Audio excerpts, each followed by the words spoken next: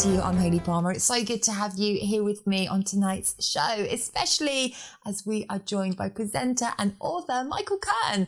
And here is what happened when I caught up with him. Michael, it's great to have you on the show. How are you? I'm very well, thank you. Thanks so much for having me on. Looking forward to it. Yeah, it's great to have you here. And I wanted to get you on the show for quite a while because you're from Southampton. That's not the only reason, but it's a good reason.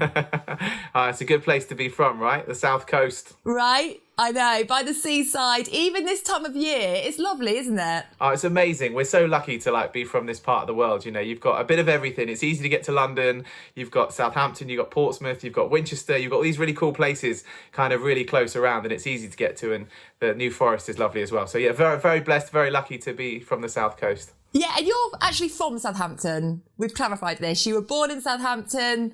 Yeah. Southampton all the way.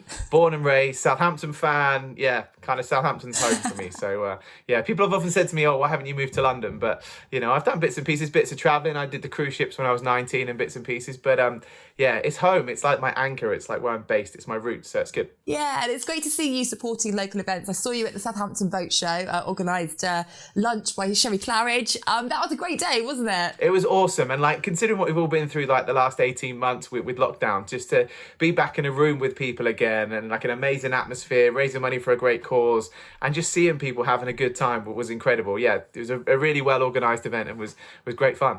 Yeah, we love that. Well, we're going to go into your first song choice even. I looked at your list and I was like, oh my goodness, he has chosen some absolute classics today. The first song, what a great song to kick off the show with. Queen, Hammer to Fall. Why this song?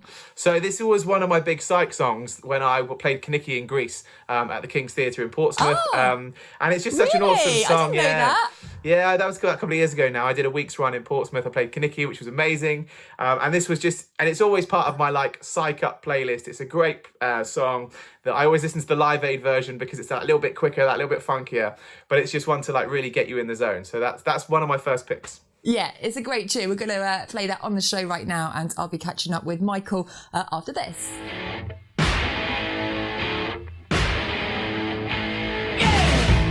And Michael, we want to get to know you better, so we have a quick fire question round for you. Are you ready? I'm ready. Woo! Okay, first song that you ever purchased. S Club 7, Don't Stop Moving. And it was on a cassette. Was it? Yeah. I actually love that answer. That is brilliant. Loving the S Club. Driving song. Is there a song that we can see Michale Kurn driving down the M3 to? Oh, there are plenty of songs. To be fair, mainly at the moment, it's the Hamilton soundtrack. I know every single word to every single song from that musical. So pretty much, if you see me, I'm giving it a bit of Alexander Hamilton, if we're completely honest. It's a great musical, isn't it? So good. Yeah, so good. Like that. We'll let you have that one. Song most listened to in lockdown. Oh, in lockdown. It would have been something I'd have been running to, if we're completely honest. What would it have been?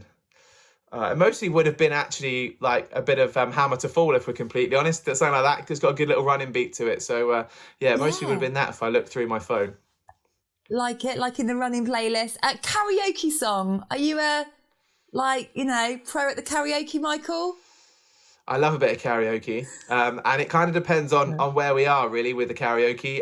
We'll go for a bit of Will Smith, Miami. That's always a bit of a crowd pleaser, but if not, a bit of a swing number. But maybe the swing number we're going to play a little bit later on in the show. So, a bit of swing. Like it. And motivational song. Is there a song that you just put on a Monday morning and you're like, this is the one, this is my week, bring it on?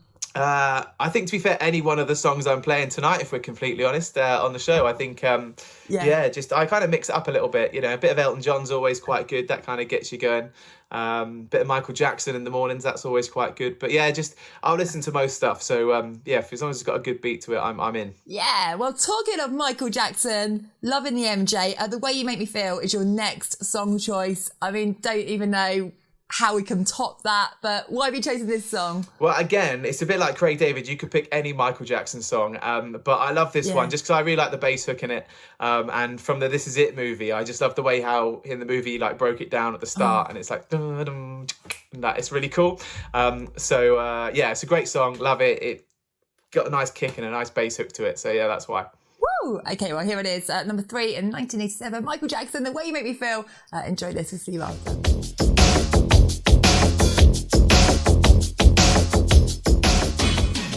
rewind to how everything started for you, Michael, because is it right you started your career at Voice FM? Because that's where I started mine at. Yeah, so that was one of the early stops for me on the whole career. So yeah, I wanted to be a Premier League footballer. That wasn't quite good enough.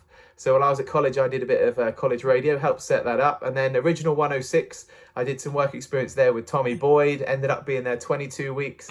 And then the journey just flew from there. And then did a little bit of work experience with those guys, went on the cruise ships, and then ended up at Voice FM with John Ellery, who was working on Breakfast at that point as well. And yeah, it's great. Like local radio and community radio is amazing because, you know, you can just learn. I did some stuff with Winchester Hospital Radio, which was great fun.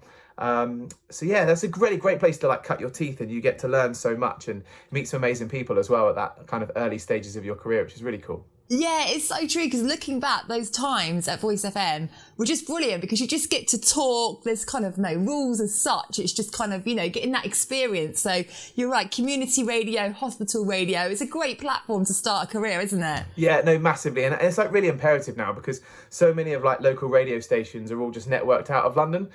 You might get a drive time show and a bit of travel and breakfast, but it all comes from London. So actually these community radio stations, which are cropping up all over the place, and especially they pop on DAB as well, they're just really vital, not only just for the community, but for giving young people a chance. I was kind of on the tail end of that whole commercial radio from when it switched from local to national.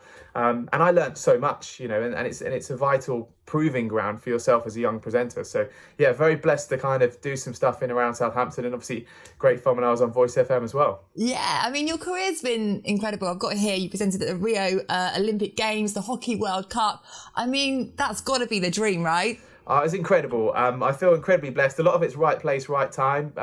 England hockey have been amazing to me. I started hosting events at a place called Fleming Park. If you're from Southampton, you'll know that in Eastleigh. And it was a Tri-Nations. Yeah, England, Australia and Scotland indoor hockey. Literally a couple of PA speakers and a microphone. And I've just been on this incredible journey from 2009 to here, which has included hosting the Hockey World Cup in London and bits and pieces. And just that whole sports presentation and sports presenting has come from that.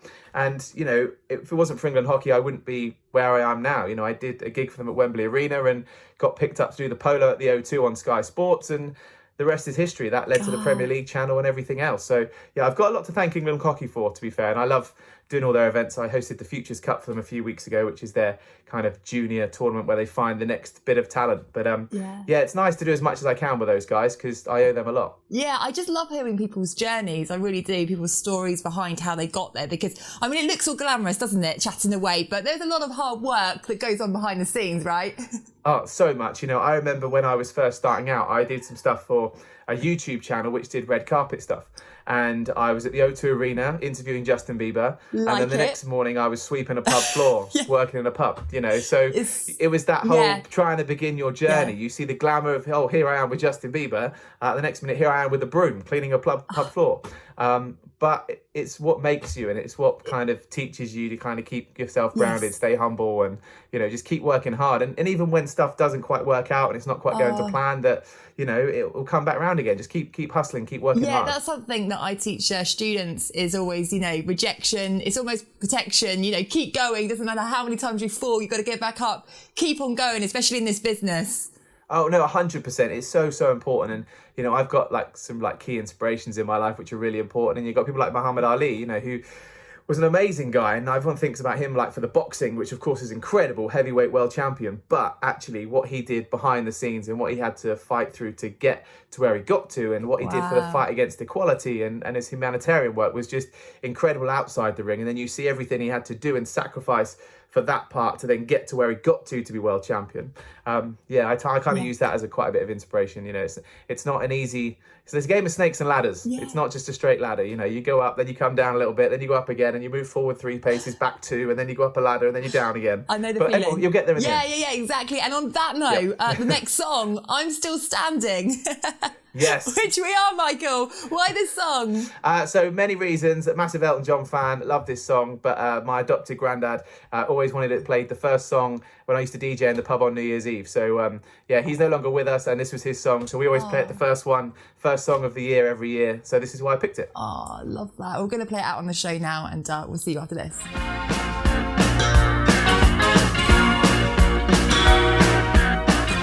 Now, one of want to talk about your book, Desire, Dream, Vision. I love that title. For people that haven't read that, I mean, that, explains a lot. But how did you go about writing this book? What was the inspiration behind it? Give us all the goss. Cool. So Desire, Dream, Vision has kind of been my mantra since I was really young. And again, back to Muhammad Ali, he once said, champions aren't made in gyms. They're made from something deep inside, a desire, a dream and a vision.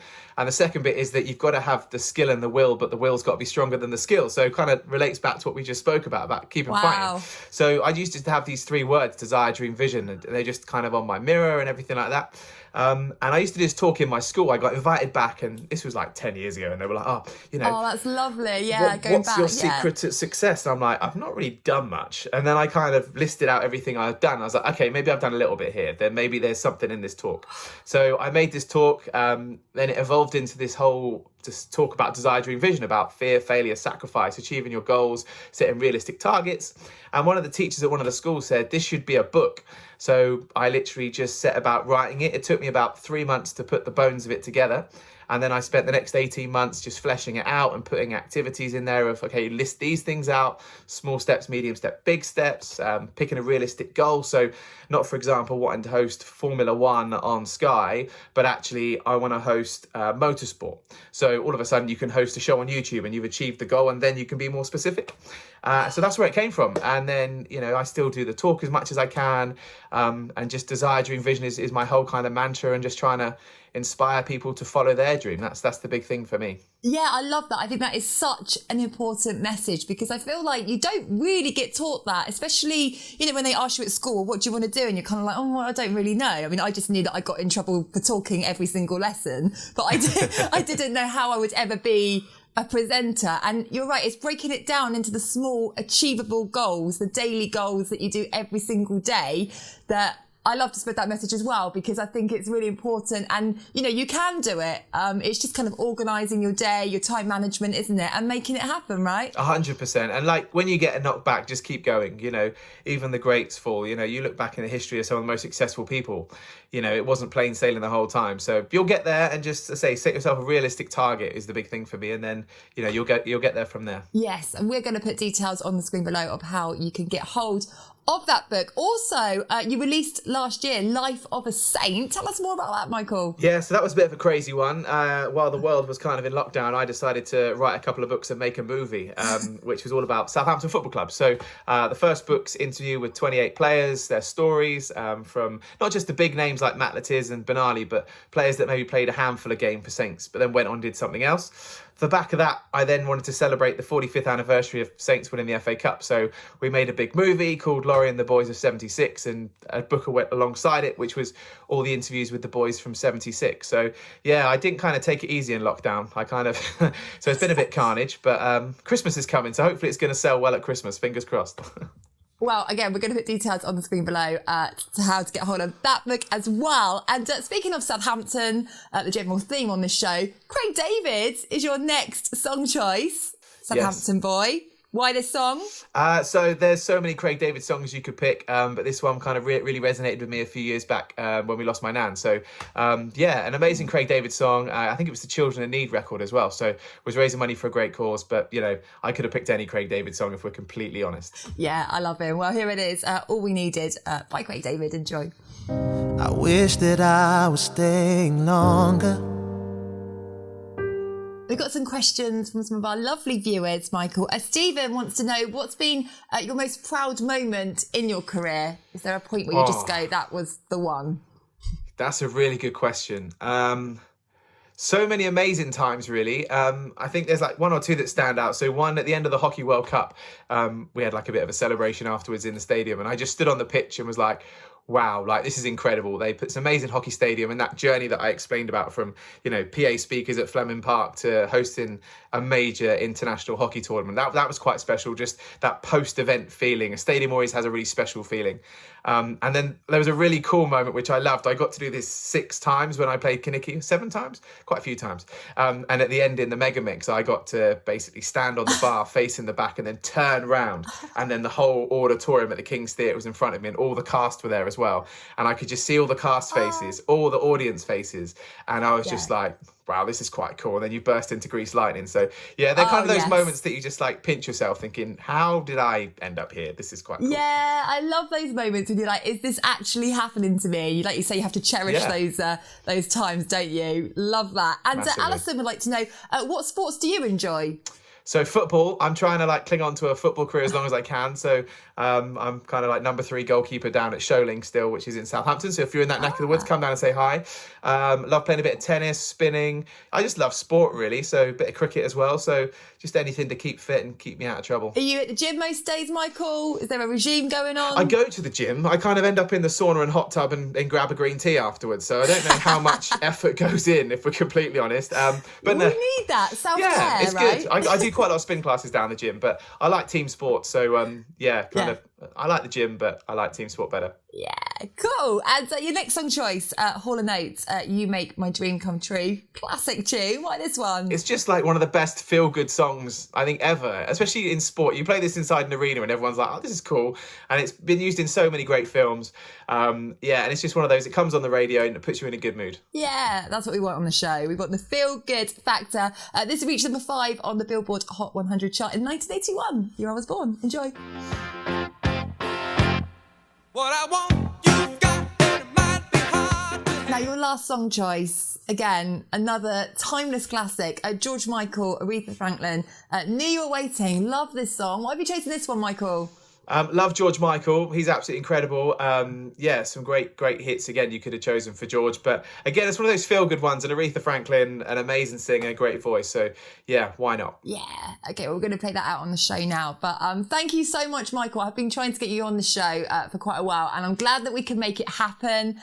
Loving the Southampton connection. Southampton all the way, right? All day long. Absolutely love Southampton. And it's home. So absolutely love it. And it's great to be on the show. Thanks so much for asking me. Yeah, we're loving your song choices. And we want to remind everyone to get your book, Desire, Dream, Vision and Life of a Saint, which is out now. Again, we will put details on the screen below. But Michael, thank you so much. No worries. See you later on. Huge thank you, Michael Kurn, for being such a great guest on tonight's show. And thank you to you at home for supporting the show. It really is very much appreciated. Thank you. Now we're going to leave you with that last song choice, Knew You Were Waiting. And I will see you same time, same place next week.